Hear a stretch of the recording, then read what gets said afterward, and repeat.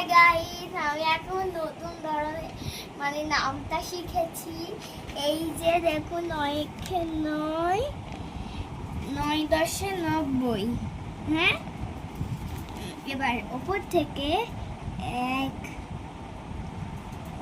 2 3 জোরে জোরে বল। 4 5 6 7 8।